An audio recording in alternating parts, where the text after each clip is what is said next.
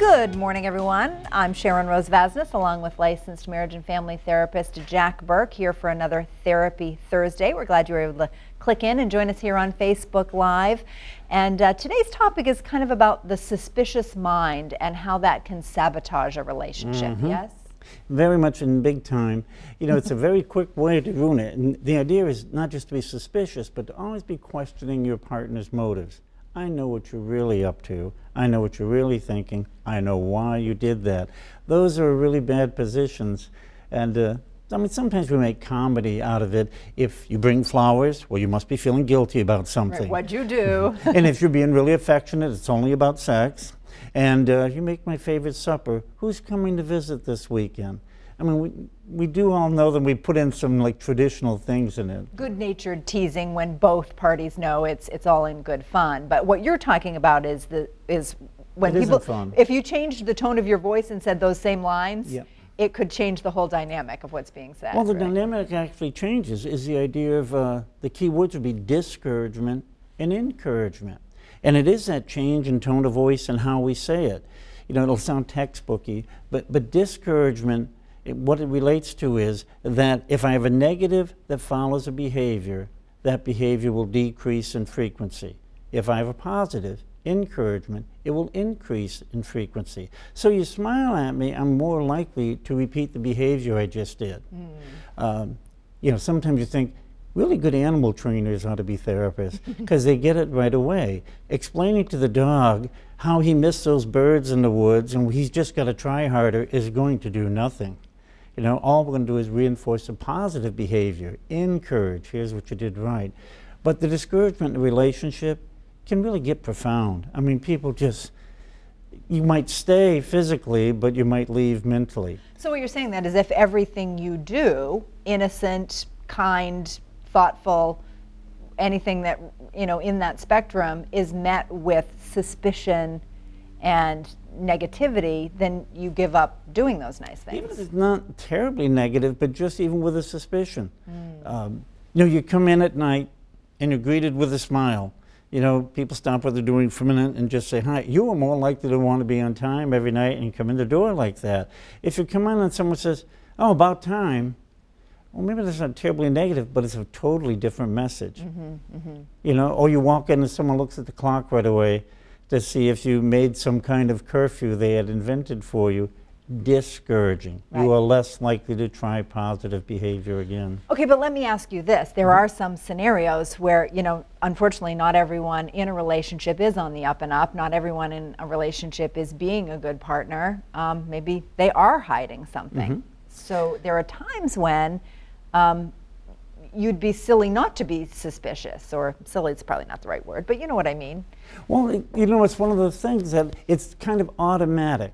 You know, if we look at causes, you know, and there's a lot of them, but I'll talk about a couple specifically. We can have been burned a lot in our life. You know, even burned by this person before, and it's hard to get right back to trusting. Kind of like we become rescue humans. You know, like we've had a bad experience, we got caught in a storm, and we can't quite pull back to trusting again. Maybe it was even the family atmosphere, because families can teach mistrust. You know, another one is that we're careless with the truth. I mean, sometimes we don't realize how much damage we do with just fiddling with the truth a bit. You bought two, but you say one. You know, you have to make up an excuse. You know, you really were talking to a buddy in the parking lot about football for 5 minutes, but you make up some convoluted story about traffic. It's unnecessary, but instinctively it does that harm and hurts trust. Feeds into the mistrust. Yeah. And one of the other ones we don't talk about enough is friends and family. I knew all along he was going to treat you wrong, and I don't know why you ever married her, because I knew something would happen. And especially friends can be very hard on us. Oh, he's just taking you, he's just, you know, and they're just so suspicious that it gets under your skin. So those things can cause it. And I see, like, sometimes you have been burned. Like, couples do heal from affairs more than we would ever want to acknowledge. And most of us say, I'd be out the door in a heartbeat. Actually, that isn't true. Most people choose to work on it. And the people who succeed get past suspicion, because you can't collect negative data. If I'm being totally innocent, how do I prove that? You know, we can prove I did something, but how do you prove what you didn't do or had no part of it? That's much harder. So couples have to collect positive data, which would be how we're treating each other. So That's where honesty comes in. If I work on being 100% honest, even if I've done something wrong in the past, that effort to be totally honest is going to make a big difference. There's a rehab out in Oklahoma, and it's an interesting one because I had someone go there and tell me about it. And it's based 100% on total honesty. And literally, you get knocked back to square one and start over. If they say, how much money's in your pocket? And you have $1.17, and you say, a couple bucks, you're starting the program over. What time did you come in last night? And you come in at 8:03, and you say around 8 o'clock, you start over. Because it's teaching to break those habits we might have learned early on about being careless. And as a transaction between people, if someone's always careless with the truth, you're right, I'm going to cause the other person to be suspicious. Right, right. So when we look at what are the fixes, Okay. I mean, some of it is ourselves personally. If I come from an untrusting family, if I've got my own self-esteem issues, I've got to deal with myself too. And as you're saying, if I do have someone that's deceitful with me, I got to be willing to end it, or at least present it that way. Listen, either we're going to fix this, or we're going to stop, because I'm not spending my whole life nervous, having to check everything said to me, having to play cops and robbers my whole life. I'm not going to do it. And the other part is learn to encourage.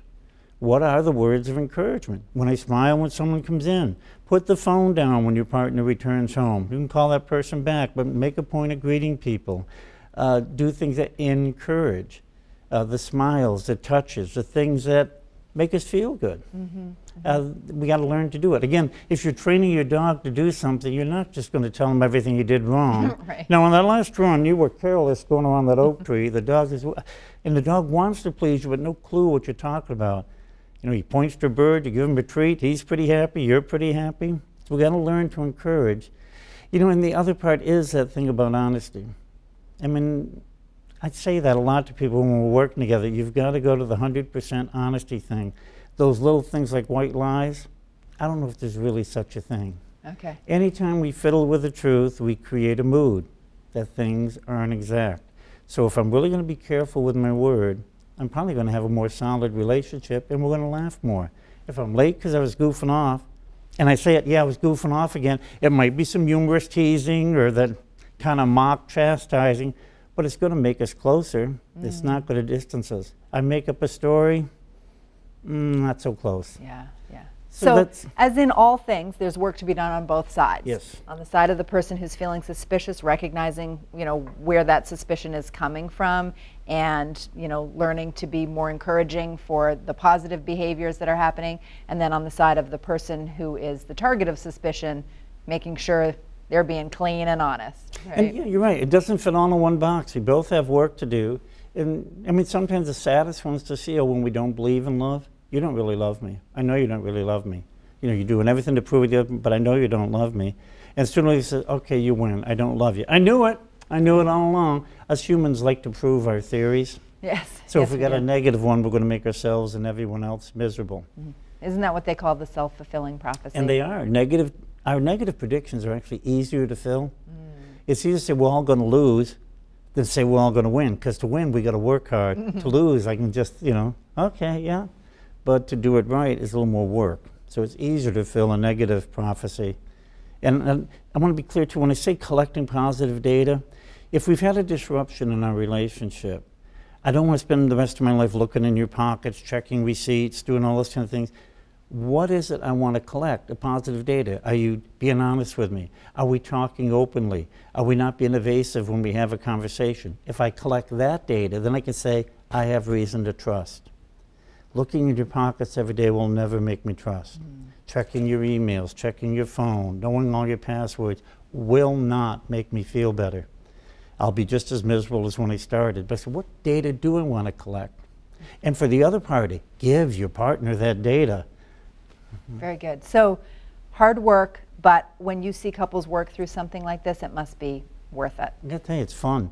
When people actually, something as simple as being 100% honest, we make comedies about it.